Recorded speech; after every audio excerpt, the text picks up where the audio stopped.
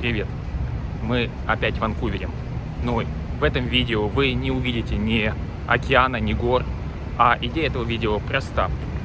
Просто от отеля дойти до места работы и попробовать ощутить себя на месте обычного жителя даунтауна Ванкувера, который каждый день ходит на работу, и посмотреть, что же он видит на своем маршруте.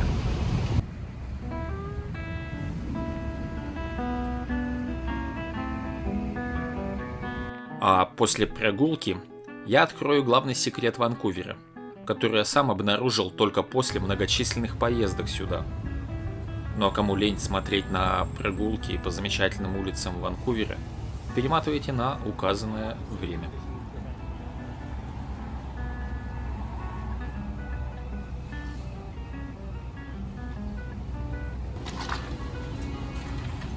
Пешеходы и общественный транспорт. Мы в даунтауне Ванкувера, центральном районе, размером 2 на 2 километра и населением 60 тысяч человек.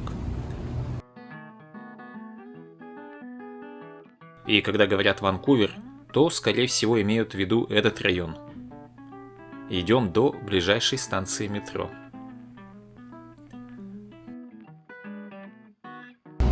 Утро около 8:30, поэтому все люди спешат или наоборот уже доехали до работы в центре.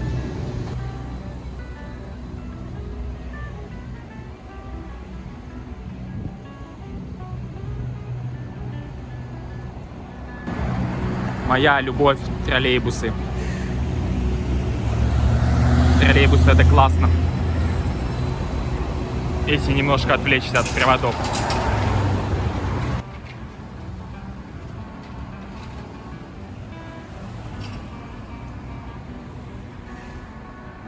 Подсмотрел статистику. 20% жителей Ванкувера пользуются общественным транспортом, чтобы добраться до работы. В среднем по Канаде 10%.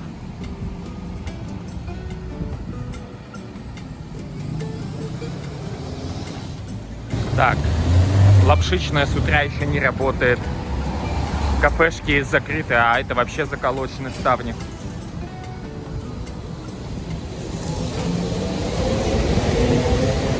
А вот что работает, так это вот эта вот чудесная кофейня.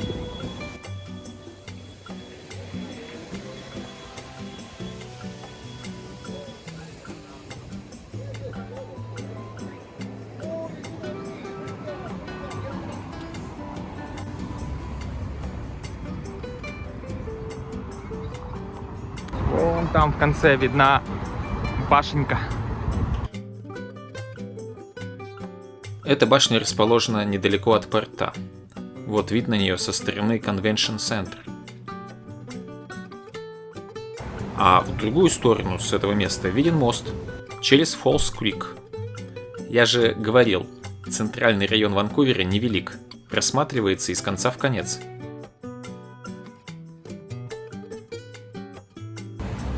Поэтому и дома тут все многоэтажные.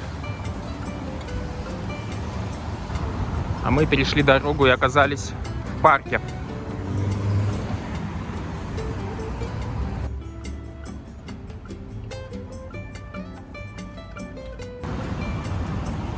На самом деле мы не заходим в парк, а проходим по дороге рядом.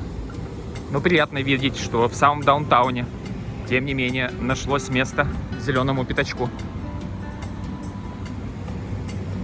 Практически с любой точки можно увидеть строительный кран. Ванкувер строится, строится и строится. Резиновый. Мы с вами были в Ванкувере и в снег, и в туман, и при солнце. А вот при такой теплой, летней, но дождливой погоде еще и не гуляли. Хотя, как мне кажется, он в основном такой и есть.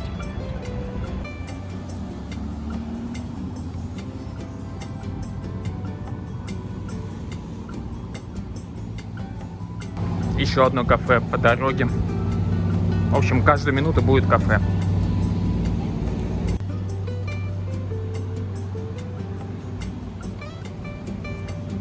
Удивляюсь, что бумажные стаканчики с кофе в руках. Тут популярно со своими кружками-термосами ходить, чтобы природу одноразовой посудой не засорять.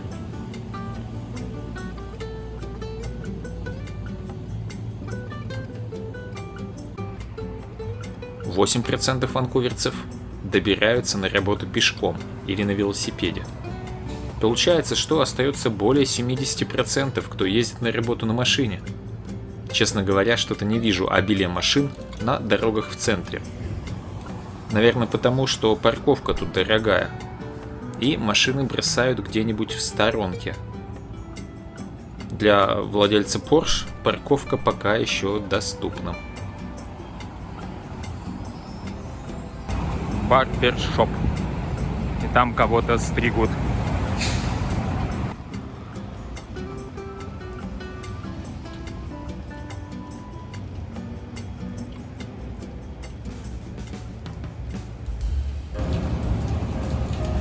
Так, мало нам дождя.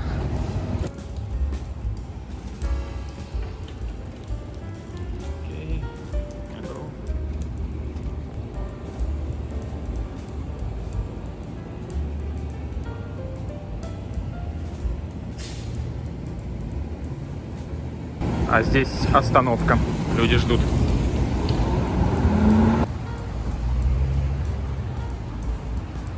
Ну и буква Т. Она говорит, что это не метро, а транспортная линия. Rapid Transit. По ней мы уже катались.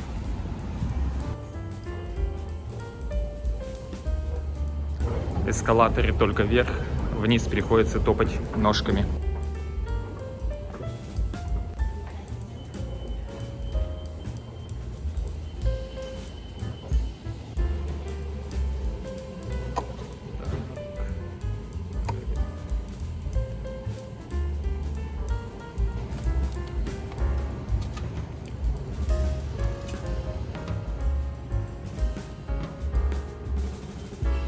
Есть лифт, кто не может спускаться по эскалатору. Оба на выход. Нам спускаться туда. Билетик не выбрасывайте, он нам понадобится на выход.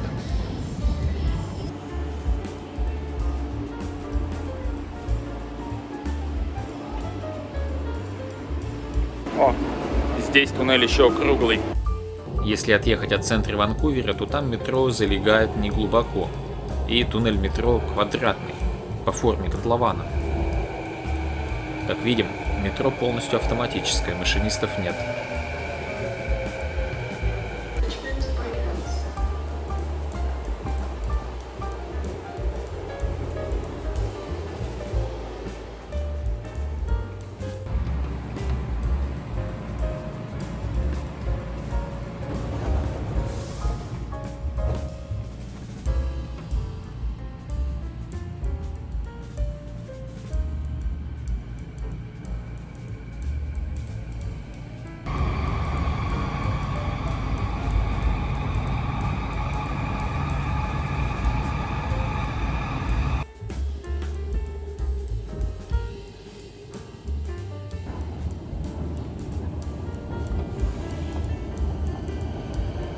Вместо одного длинного делают несколько коротких эскалаторов.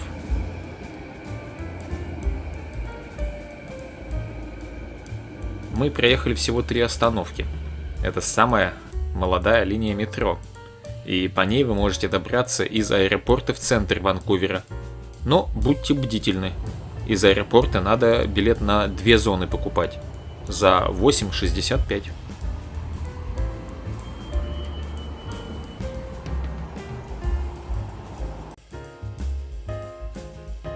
Наш путь был в пределах одной зоны. Вторая зона — это уже не Ванкувер, а прилегающие города. Станция нашего метро стоит на одноименной улице. Улица Короля Эдуарда. Интересно, это в честь Эдуарда, который, будучи принцем, дал имя острову.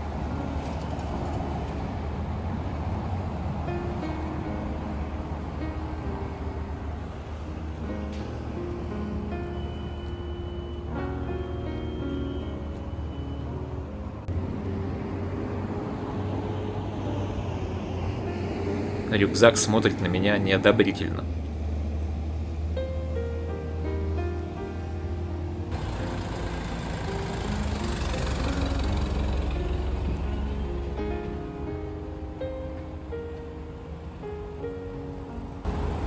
близко к метро уже настроили многоэтажные дома.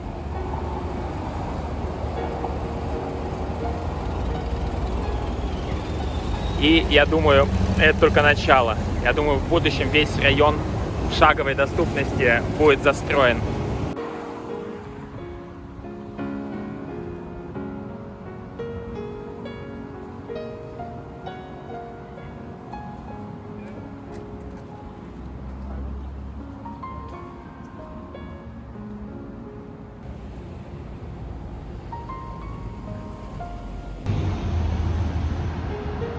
Сегодня нет дождя. Мне повезло, отличный день для съемки.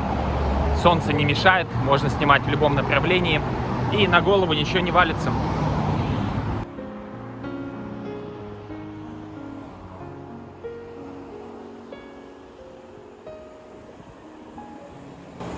О, гортензии подвезли.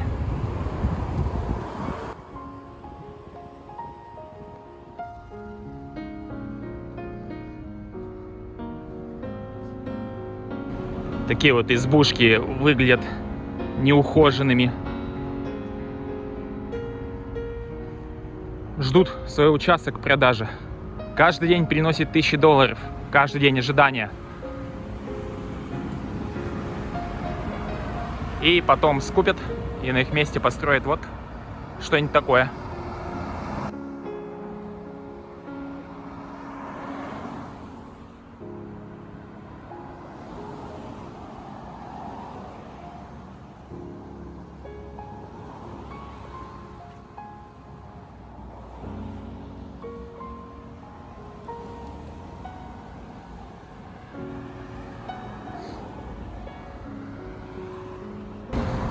Их разыскивает полиция.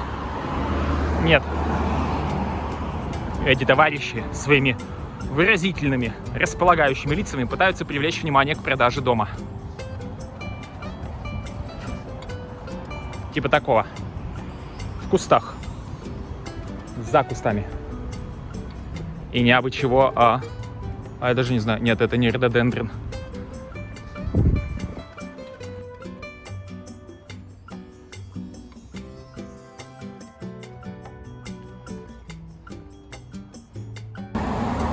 На другой стороне дороги невзрачные домики.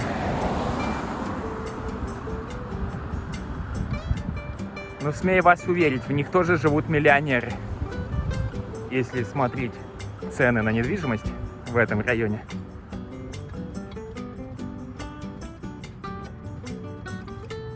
О, а здесь у товарища жизнь удалась. Живет рядом с пальмами.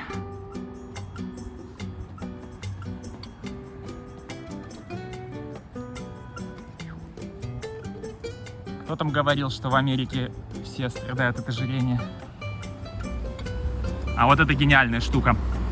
Для велосипедной дорожки можно потребовать по нажатию кнопочки светофор. Не только пешеходу.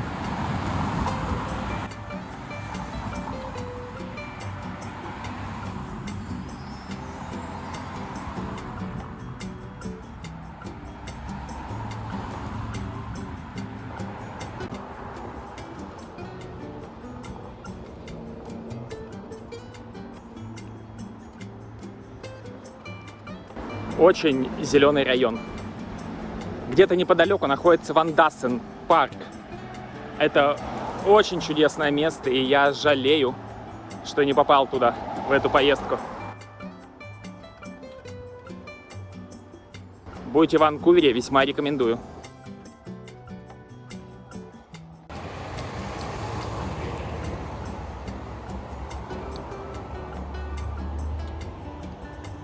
Так. Повернем подальше от шумной улицы.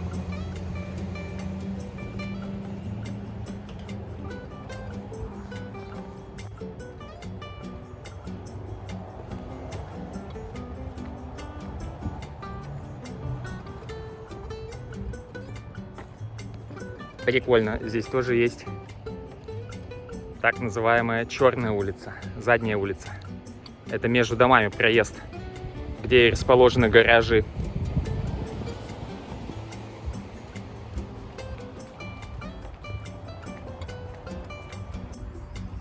Буквально пару шагов в сторону от шумной дороги, и намного приятнее, даже становятся слышны птички.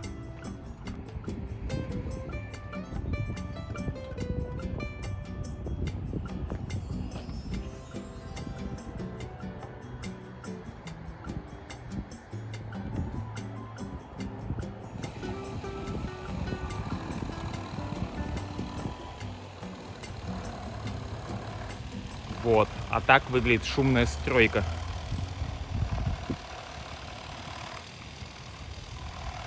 Учитесь, как надо мало шуметь при строительстве.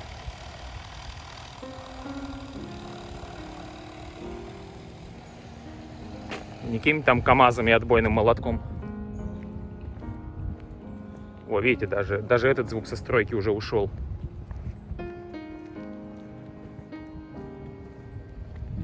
Опять парк. А точнее спортивная площадка и, судя по всему, бейсбольная.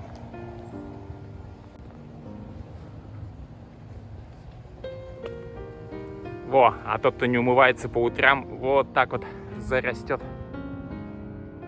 мхом и паутиной.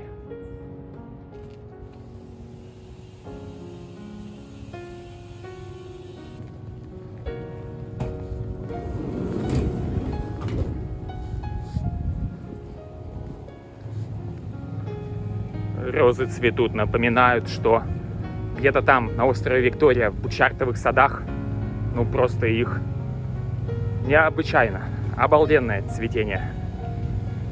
Смотрите в нашем видео. О, еще одна супер шумная стройка, супер шумная по ванкуверским меркам. Здесь уже из домов возводят таунхаузы.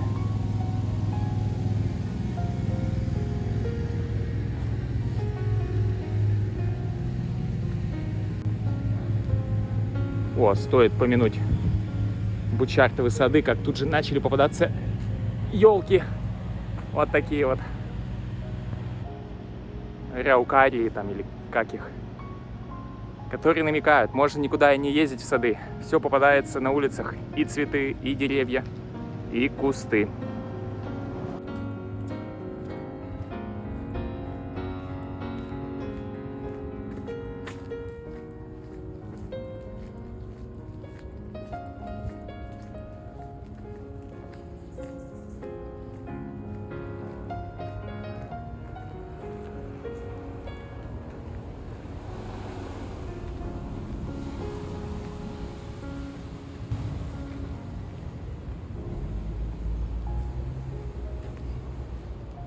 Рябинка поспела.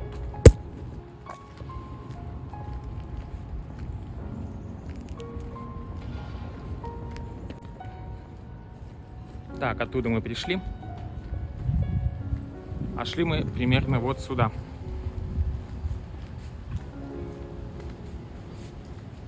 И по всей улице вся эта сторона отведена под машины с багажниками на крыше. И это не просто машины, это арендованные. То есть не арендованные, а как это называется? Каршеринг. В Ванкувере прижилась. Пытались и в других городах Канады сделать. Что-то не припомню, где так прижилось, как здесь.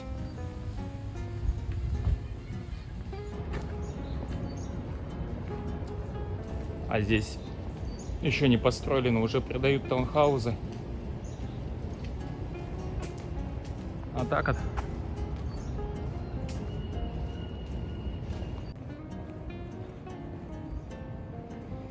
Вот с такой счастливой улыбкой будете ездить на этих велосипедах. Ничуть не сомневаюсь.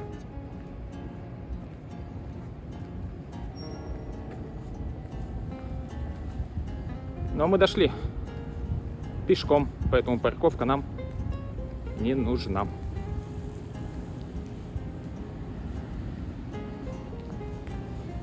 Все, до вечера.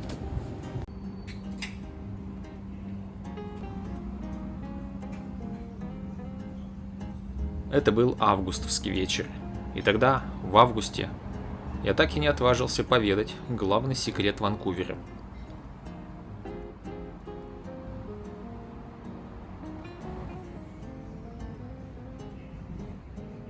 следующий раз в этом отеле я оказался уже в этом апреле, полгода спустя.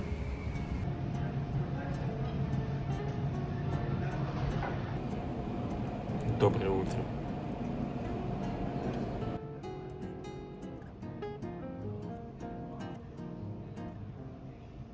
Тот же маршрут сегодня совершим на автомобиле. Примкнем к 70% автолюбителей и тем самым покажем все способы, как можно добираться до рабочего места.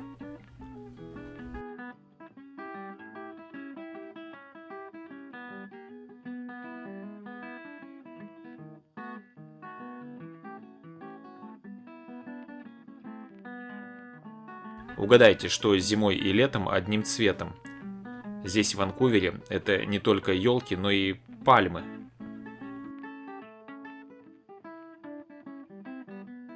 А еще мне очень понравилось, как зеленые газоны на крышах домов сделали.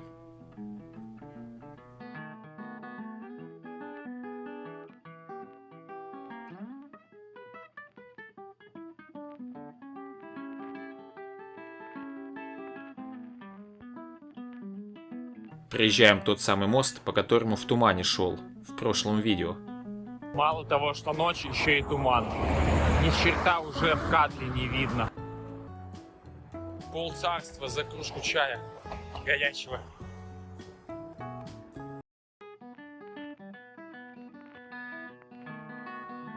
В начале апреля деревья уже цветут. Несмотря на то, что мост переехали, мы все еще в Ванкувере. Мост отделял даунтаун, центральный район, от остальных районов Ванкувера, которых еще пара десятков наберется.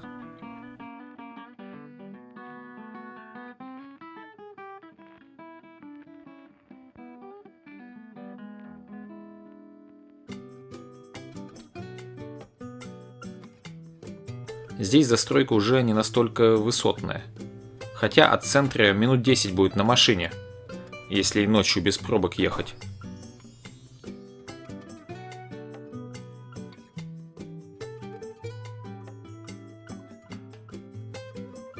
А еще через 5 минут уже одноэтажный район, утопающий в зелени. Вот они, 70% автомобилистов в пробке навстречу стоят.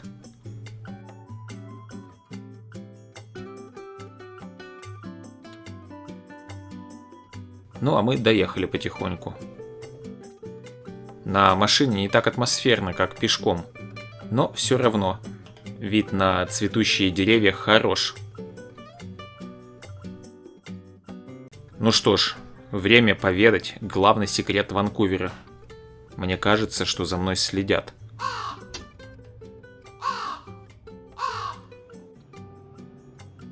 Выпью для смелости.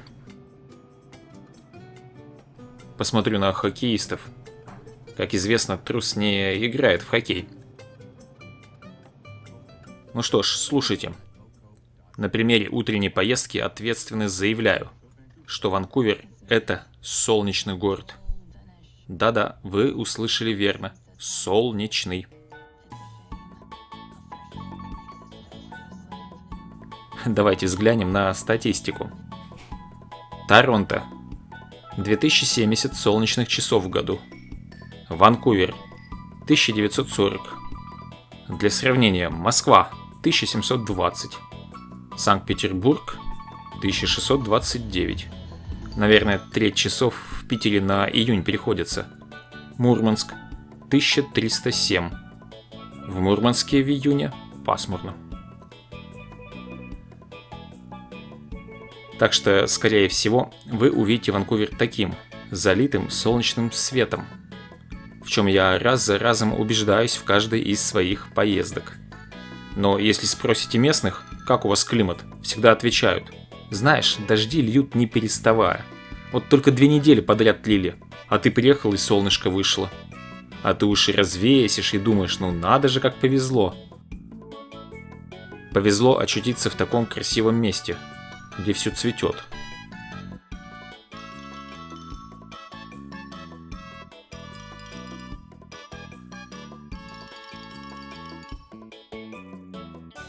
Магнолии весной – это непередаваемо.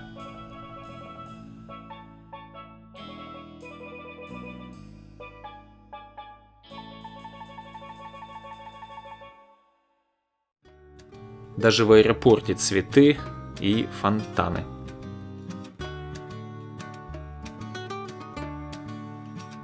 А проходя мимо витрин с диснеевскими героями в аэропорту Ванкувера,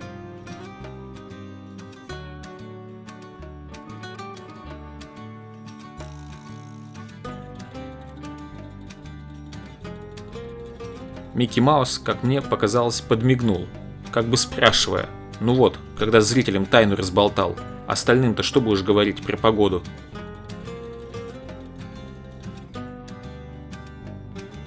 Так понятно что. Очень дождливое место. До меня 2 недели дожди шли. И улетаю вон, все небо в тучах.